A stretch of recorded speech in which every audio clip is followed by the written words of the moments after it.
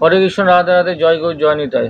তো শ্রীমদ্ ভাগবত যথাযথ যে পাঠ কথা আপনাদের সামনে শোনাচ্ছি, তো সেটির আজকে 20 নম্বর শ্লোক আমি আপনাদের সামনে পড়ে শোনাবো। আপনারা অবশ্যই শুনুন, কান দিয়ে শ্রবণ করুন ভালো করে। তো আগের দিন 18-19 ছিল, আজকে আমি 20 নম্বর শ্লোকটি পাঠ করে শোনাচ্ছি। শ্রীমদ্ ভাগবত গীতা যথাযথ, শ্লোক নম্বর 20। ন জায়তে নিম্নতে বা কদাচিন নয়ং ভূতা ভবিতা বা ন ভুয়ো অজ নিত্য শাশ্বতং পুরাণো ন হন্ততে হন্যমানে শরীরে। যে আত্মার কখনো জন্ম হয় না বা মৃত্যু হয় না, আত্মার কদাচিৎ উৎপত্তি হয়নি, হচ্ছে না, আর হবেও না। যে আত্মা জন্মরহিত, শাশ্বত, নিত্য এবং পুরাতন হলেও চিরনবীন। তো শরীর নষ্ট হলেও আত্মা কখনো বিনষ্ট হয় না। অনুবাদটি হলো এটির যে আত্মার কখনো জন্ম হয় না, মৃত্যু হয় না এবং এর উৎপত্তিও হয় না। এটি চির নবীন থাকে, চিরকালই নতুন অবস্থা থাকে, এর কোনো পুরাতন বলে বা কোনো কিছু হয় না। আত্মা যে জন্মরহিত এবং শাশ্বত, নিত্য, পুরাতন হলেও যে চিরনবীন। তো আত্মা তো কোনো না কোনো শরীরের মধ্যে বিরাজমান থাকে, সেটি পুরাতন হলেও কিন্তু চিরকালই সে নবীন অবস্থায় থাকে। এটি বোঝাচ্ছে আত্মার কখনো বিনষ্ট হয় না, যে এর কোনো মৃত্যু বলে কোনো কিছু বা একে কাটা যায় না, ছেঁড়া যায় না, আগুনে পুরানো যায় না, কিচ্ছু করা যায় না। তার মানে আত্মার মাপ কি বলা হচ্ছে এখানে, যে আত্মার মাপ আপনাকে বলে দিচ্ছে আপনাদের, যে একটি কেশরের অর্থাৎ চুলের আগার 10,000 যে ভাগের 1 ভাগ হচ্ছে সেই আত্মার পরিমাপ। মানে একটি কেশরের অর্থাৎ আমাদের যে মাথার চুল, সেই যে চুলের অর্থাৎ কেশরের যে আগার অর্থাৎ সেই 10,000 ভাগের 1 ভাগ হচ্ছে আত্মার আকার। তো একে কোনোদিনও কিছু করা যাবে না, না কাটা যাবে, না পোড়া যাবে, না আগুনে জ্বালানো যাবে, না ছিঁড়া যাবে, কিচ্ছু করা যাবে না। এ পুরাতন হলেও চির নবীন অবস্থায় থাকে। তো তাৎপর্য শুনুন। গুণগতভাবে পরমাত্মা ও তার যে পরমাণুর দৃশ্য অংশ জীবাত্মার মধ্যে কোনোই পার্থক্য নেই। যে জড়দেহের মতো আত্মার কোনো পরিবর্তন হয় না, তাই আত্মাকে বলা হয় যে কূটস্থ, অর্থাৎ তার কোনো পরিবর্তন হয় না। জড়দেহে যে 6 রকমের পরিবর্তন হয়। মাতৃগর্ভে তার জন্ম হয়, তার বৃদ্ধি হয়, সে কিছুকালের জন্য স্থায়ী হয়, তা কিছু ফল প্রসব করে ক্রমে ক্রমে তা ক্ষয়প্রাপ্ত হয় এবং অবশেষে তার বিনাশ হয়। আত্মার কিন্তু এই রকম কোনো পরিবর্তনই হয় না, আত্মার জন্ম হয় না। কিন্তু যেহেতু সে জড় দেহ ধারণ করে, তাই সে দেহটি জন্ম হয়। সেখানে আত্মার জন্মও হয় না এবং আত্মার মৃত্যুও হয় না। যার জন্ম হয় তার মৃত্যু অবধারিত।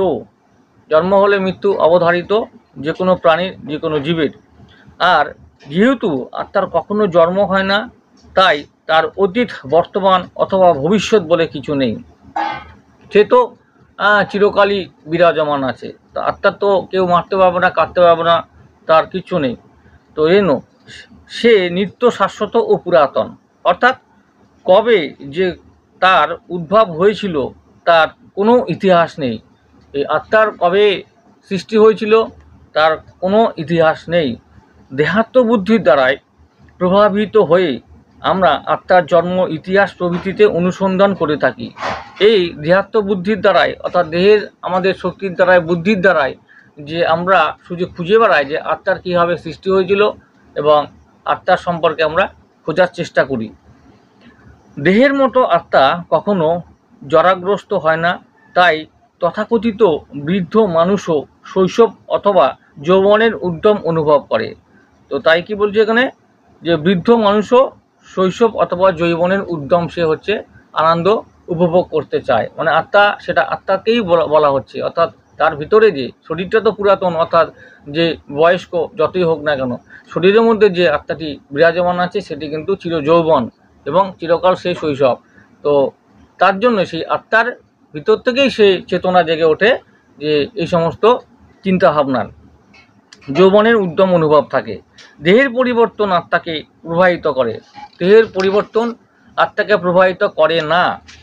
তো কোনো দেহের যে পরিবর্তন, অর্থাৎ এই ছোট থেকে বড় হওয়া বা শৈশব থেকে যে বৃদ্ধ বয়স পর্যন্ত আস্তে আস্তে তার দেহে যে সারপ্রাপ্ত হওয়া এবং বয়স বৃদ্ধি সন্ধিকাল, তো এই সমস্ত কিন্তু এগুলো আত্মার মধ্যে কোনো কিছু এখানে চেতনা জাগে না। বৃক্ষ বা জড় জাগতিত অন্য কিছুর মতো আত্মার কখনো ক্ষয় হয় না। এবং যেরকম বৃক্ষ আছে বা জড় জগতে যে সমস্ত পদার্থগুলো আছে বা জিনিসপত্রগুলো আছে সেগুলো যেরকম ক্ষয় হয়, কিন্তু আত্মার কিন্তু কোনোদিনও ক্ষয় বলে কোনো কিছু হয় না। আত্মা কোনো কিছু উৎপাদনও করে না, আত্মা কোনো কিছু তৈরি বা সৃষ্টিও করে না, উৎপাদনও করে না। দেহজাত যে সন্তানেরাও প্রকৃতপক্ষে ভিন্ন ভিন্ন আত্মা, অর্থাৎ দেহজাত সন্তানেরাও যেইগুলি হোক, প্রাণীকুলে হোক, জীবকুলেই হোক, তো দেহজাত হয়ে যে সৃষ্টি করা হচ্ছে সেই সন্তানেরা, তার কিন্তু দেহের মধ্যে ভিন্ন ভিন্ন কিন্তু আত্মা এখানে বিরাজমান। একটি দেহ থেকে উদ্ভূত হওয়ার ফলে তাদের কোনো বিশেষ একজন মানুষের সন্তান বলে মনে হয়। তো একটি নির্দিষ্ট কোনো দেহ থেকে সেই উৎপত্তি হওয়ার ফলে সেটিকেও কিন্তু তখন যে বিশেষ কোনো একজন মানুষের সন্তান বলে তাকে মনে করা হয়।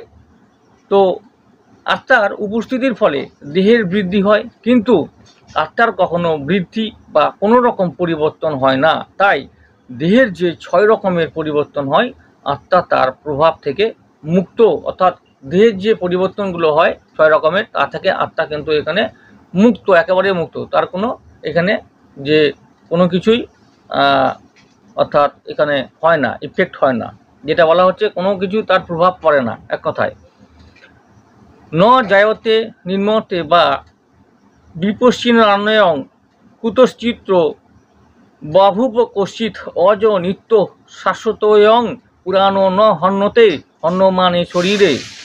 এই শ্লোকটির অর্থ, এই তাৎপর্য ভগবদ্গীতায় শ্লোকটি অনুরূপ। কেবল এই শ্লোকে যে বিপশ্চিৎ এই বিশেষ শব্দটি যে ব্যবহৃত হয়েছে, যার অর্থ জ্ঞানী অথবা জ্ঞানের সহিত। তো আত্মা পূর্ণ জ্ঞানময় অথবা সর্বদাই পূর্ণ চেতনা। তাই চেতনাই আত্মার লক্ষণ। এমনকি আত্মাকে হৃদয়ের মধ্যে দেখা গেলেও যে চেতনার প্রকাশের মধ্যে দিয়ে তার উপস্থিতি অনুভব করা যায়। অনেক সময় মেঘের জন্য অথবা অন্য কোনো কারণে আমরা সূর্যকে আকাশে দেখতে পাই না, কিন্তু সূর্যের আলো সর্বদাই সেখানে রয়েছে এবং তাই আমরা তখন সেটিকে দিনের বেলা বলে নিশ্চিত হই। তো অনেক সময় কি হয়, যে মেঘ যখন আকাশে ঢেকে থাকে, তো সেই সময় তো সূর্য থাকে দিনের বেলায়, কিন্তু সেই আলোটা আমাদের কাছে পৌঁছায় না। কিন্তু আমরা জানি যে মেঘের ওপারে, অর্থাৎ আলো কিন্তু সূর্য কিন্তু এখানে যে প্রতিফলিত করছে, এখানে অর্থাৎ বিকিরণ করছে। তো তাই ভোরের আকাশে যখন একটু আলোর আভাস দেখতে পাওয়া যায়, তখনই আমরা বুঝতে পারি সে আকাশে সূর্যের উদয় হচ্ছে। অর্থাৎ রাত্রিবেলা যখন মেঘে যখন অন্ধকার থাকে, সেই সময় কি হয়, তো আমরা তো এখানে দেখি না সূর্যকে, কিন্তু সূর্য কিন্তু উদিত হয়ে থাকে। তো এখানে যে তখন আমাদের যে অর্থাৎ যে দিন হয়, আর আমেরিকায় অর্থাৎ সেইখানে কিন্তু যে বিভাগ হয়ে যায়, অর্থাৎ রাত। তো সেরকমভাবে কিন্তু সূর্য কিন্তু কোনো দিনও বিলুপ্ত বা সে কিন্তু অস্ত যায় না। অস্ত আমরা দেখতে পাই যে চলে যাচ্ছে, কিন্তু সে কিন্তু তার কাজ সে প্রতিনিয়ত করে যাচ্ছে। তো সেরকম রাত্রিবেলা যদি ঢেকে থাকে, সেই আকাশে মেঘ থাকে, আমরা ভাবি যে হচ্ছে সূর্য নয়, কিন্তু যখন আবার হচ্ছে ভোরবেলার দিকে যখন চলে আসে, অর্থাৎ সূর্য যখন উদিত হয়, সেই সময় ভোরের যে ছটা, সে আলোর ছটা কিন্তু মেঘ ভেদ করে কিন্তু পৃথিবীতে যে ছটাগুলো, রশ্মিগুলো চলে আসে, তখন আমরা যখন ফর্সা হয়, তখনই আমরা বুঝতে পারি যে এখন সকাল বা ভোর হয়েছে। সেরকম তো ঠিক তেমনি মানুষ হোক বা পশু পাখি হোক, কোনো চেতনার প্রকাশ হলেই আমরা তাদের মধ্যে আত্মার উপস্থিতি অনুভব করতে পারি। অবশ্য আত্মার চেতনা ও পরমাত্মার চেতনার মধ্যে পার্থক্য রয়েছে, কারণ যে পরমাত্মা হচ্ছেন সর্বজ্ঞ, যে ভূত ভবিষ্যৎ ও বর্তমান সম্বন্ধে সম্পূর্ণভাবে অবগত। স্বতন্ত্র জীবাত্মা চেতনা বিস্মৃতি প্রবণ। সে যখন তার প্রকৃত যে স্বরূপের কথা ভুলে যায়, তখন সে শ্রীকৃষ্ণের পরম উপদেশ থেকে শিক্ষা ও জ্ঞানের আলোকপ্রাপ্ত হয়। কিন্তু শ্রীকৃষ্ণ যে বিস্মরণশীল জীবের মতো নন।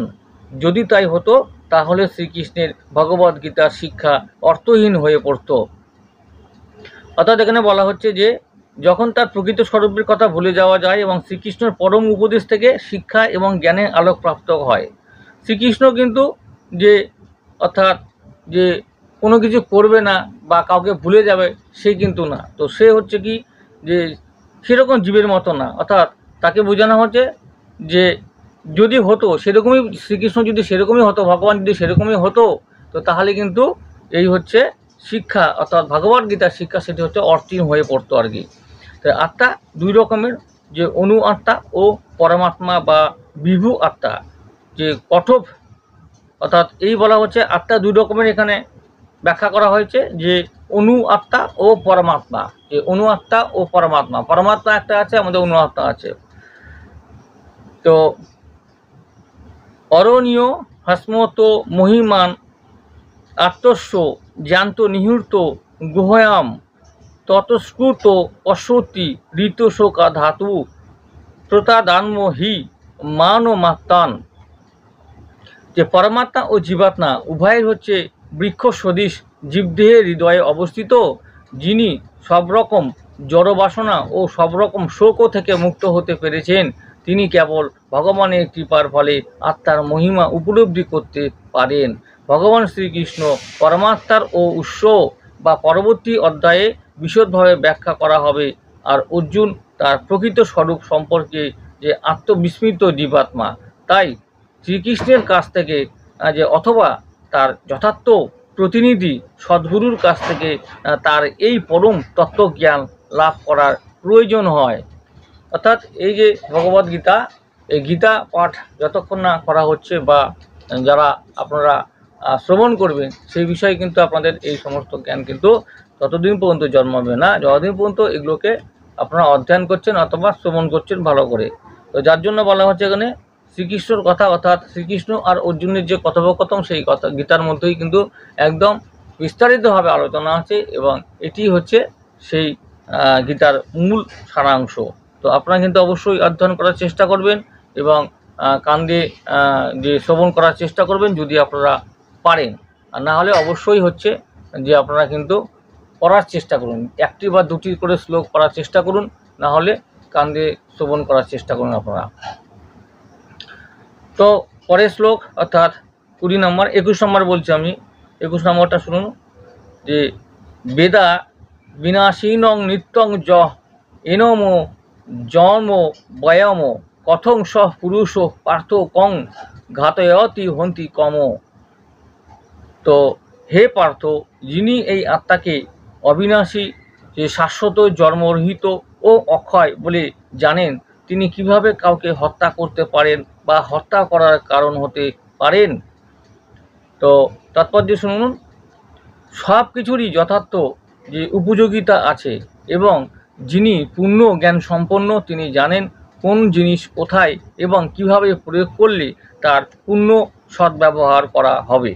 তেমনি যে হিংসার ও যথার্থ উপযোগিতা আছে, এবং যিনি যথার্থ জ্ঞানী, তিনি জানেন কিভাবে হিংসার প্রয়োগ করতে হয়। এবং বিচারক যখন যে আসামিকে খুনের জন্য দোষী সাব্যস্ত করে প্রাণদণ্ড দেন, তখন হিংসাত্মক কাজ করেছেন বলে বিচারককে কেউ অভিযুক্ত করে না, কেননা তিনি বিচারের যে রীতি অনুযায়ী এই দণ্ড দেন। মানব সমাজের শ্রেষ্ঠ নীতিশাস্ত্র যে সংহিতাতে যে খুনিকে প্রাণদণ্ডে দণ্ডিত করার নির্দেশ দেওয়া আছে, যাতে এই মহাপাপের জন্য পরবর্তী জীবনে তাকে আর ফলভোগ করতে না হয়। তাই রাজা যখন খুনিকে প্রাণদণ্ডে দণ্ডিত করেন, তখন তা তার মঙ্গলেরই জন্যই করেন।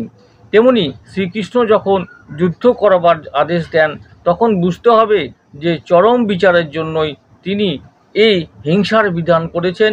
তাই অর্জুনের কর্তব্য হচ্ছে ভগবানের নির্দেশ পালন করা, এই কথা জেনে যে কৃষ্ণের জন্য যুদ্ধ করার এই ধরনের কার্যকলাপ কখনই হিংসাত্মক নয়, যেহেতু তার ফলে মানুষ তথা আত্মার বিনাশ হয় না। সুতরাং যে সুবিচারের স্বার্থেই তথাকথিত হিংসাত্মক কার্যকলাপের অনুমতি দেওয়া হয়েছে। অস্ত্রোপচার করা হয় রোগ যে নিরাময়ের জন্য, রোগীকে মেরে ফেলাবার জন্য নয়। তাই শ্রীকৃষ্ণ আদেশ অনুসারে যুদ্ধ করার ফলে অর্জুনের কোনো পাপ হবার সম্ভাবনা নেই। এখানে এইটুকুই বোঝানো গেল যে আত্মা অর্থাৎ আত্মার বিষয়ে এখানে বলা হচ্ছে যে আত্মার হচ্ছে যে অবিনশ্বর, তার হচ্ছে জন্ম নেই, মৃত্যু নেই, কিছু নেই। কিন্তু দোষ অর্থাৎ যে শরীরে যখন আত্মা প্রবেশ যে করা হয়, অর্থাৎ শরীর যে কেন্দ্রিকভাবে মানুষ তো সৎ হয়, অসৎ হয় বিভিন্ন রকমের। এবার মানব জীবনে যখন সে কোনো কেউ যদি কার্যকলাপ যদি অসৎভাবে করে বা দোষী সাব্যস্ত হয়, তখন কিন্তু কি হয়, সাধারণতভাবে কোর্টে বিচার করার জন্য সেই যে আসামিকে যে কি দোষ করেছে আসামি, তার বিচারের হচ্ছে সবাই বসে তার বিচার অনুপাতে করা হয়, যে দোষ অনুপাতে বিচারের তার হচ্ছে সাজা এখানে দেওয়া হয়, সেই জাজমেন্ট করা হয়। অর্থাৎ জজ সাহেব তাকে আসামিকে সাজা দেয়, যাতে পরবর্তীতে সেই এই ফলভোগটা না করতে পারে এবং যাতে মনে রাখে। তো সেই রকম প্রত্যেক ব্যাপারে তো শ্রীকৃষ্ণ এখানে যে অর্জুনকে যুদ্ধ করতে বলেছে, তাই এখানে যুদ্ধ করতে মানে কি, তো শ্রীকৃষ্ণর কথা হচ্ছে সকল মানে সবাইকেই তো সে আত্মীয় স্বজন সবাইকেই তো মেরে আগের থেকে রেখেছে, তার তো বিশ্বরূপই তো দেখিয়েছে। কিন্তু সে তো অর্জুন তো মানতে চাচ্ছিল না মনের দিক থেকে, সেই জন্য বলছে যে সে তো আগে থেকে মেরে রেখেছে, শুধু সে উপসর্গ বা উপলক্ষ মাত্র, তার মাধ্যমে এই কাজটি হচ্ছে সম্পূর্ণ হবে। তো এইখানে যে সাজা অনুপাত যেরকম যেভাবে সে যারা কাজ করে, কেউ দুষ্ট লোক আছে যারা যে দুষ্ট বুদ্ধিতে কাজ করে এবং সাজা সকলকে পেতে, কেউ ভালো আছে। তো এই ভালো আর দুষ্টির মধ্যে তফাৎ নির্ণয় করার জন্য কিন্তু এইখানে স্বয়ং আমাদের মাথার উপরে একজন বসে আছে, সে হচ্ছে স্বয়ং ভগবান। সে ভগবান বিচার করে দেখছে যে তুমি যে দুষ্টু না সৎলোক না অসৎ লোক, তুমি কি কাজ করেছো, কাজের ফল অনুযায়ী কর্মফল তোমাকে ভোগ করতে হবে। এবং এই কর্মফলের ভোগ এই পৃথিবীতে যারা এই হচ্ছে মানব জীবন নিয়ে বা যে কোনো প্রাণী বা জীবজগতের মধ্যে যারা এই আছে দেহ ধারণ করে, তো তাদেরকে সকলকে কিন্তু কর্মফল ভোগ করতে হবে এবং হতে মানে হবেই। তো এইভাবেই কিন্তু তো এখানে বলা হয়েছে। তাই তো আত্মার তো এক নম্বর বিনাশ নেই, আমি তো প্রথমেই বলেছি। মানব জীবনে কিছু করার জন্য এখানে একমাত্র গীতা পাঠ করুন এবং ভাগবত কে স্মরণ করুন। ভাগবতের হচ্ছে যে যেখানে সাপ্তাহিকভাবে যেখানে আলোচনা হয়, ভাগবত পাঠ হয়, সেখানে আপনারা প্রতিনিয়ত আপনারা সাপ্তাহিকভাবে এখানে শ্রবণ করবেন। তো অবশ্যই এটা কিন্তু পাপ থেকে সমস্ত পাপ থেকে মুক্তির একমাত্র পন্থা বা রাস্তা হচ্ছে এই ভাগবত পাঠ শ্রবণ করা কান দিয়ে। তো পাঠ করলে খুবই ভালো। পাঠ যদি না করতে পারেন অবশ্যই কান দিয়ে শ্রবণ করুন ভক্তি সহকারে, নিষ্ঠা সহকারে, তাহলেই কিন্তু একই ফললাভ পাবেন এবং পাপ থেকে আপনারা কিন্তু মুক্তি পাবেন এই কলিযুগে। কারণ কলিযুগে যে সর্বত্রই বিরাজমান কলি, সবার মাথার উপরেই বিরাজমান কলি। এই কলি বিরাজমানের ফলে কিন্তু আমাদের এই হচ্ছে জড়াজগতে এত অশান্তি, এত ঝগড়াঝাটি, মারামারি, খুনাখুনি, গণ্ডগোল সব কিছু হয়ে থাকে। তাকে যে তার থেকে নিষ্পৃতি অর্থাৎ তার হাত থেকে মুক্তি পাওয়ার উপায় একটি, সেই ভগবত কথা এবং ভগবত কথা শ্রবণ করুন, ভগবত পাঠ করুন, তাহলে কিন্তু সমস্ত কিন্তু আপনারা কিন্তু পাপ থেকে মুক্তি কিন্তু হতে পারবেন। হরে কৃষ্ণ, রাধে রাধে, জয় গৌর, জয় নিতাই। তো আজকে আমি 19 যে 20-21 নম্বর শ্লোক আজকে পড়ে শুনলাম। পরবর্তী অধ্যায়ে আমি যে 22 নম্বর 23 নম্বর আমি পাঠ নিয়ে আসবো। আবার অপেক্ষা থাকুন। হরে কৃষ্ণ, জয় গৌর, জয় নিতাই। সবাই ভালো থাকুন, সুস্থ থাকুন, এইভাবে আমার সঙ্গে জুড়ে থাকুন। আর আমি যে পাঠগুলো আপনাদের উদ্দেশ্য দিচ্ছি সেগুলো কান দিয়ে শ্রবণ করুন। রাধে রাধে।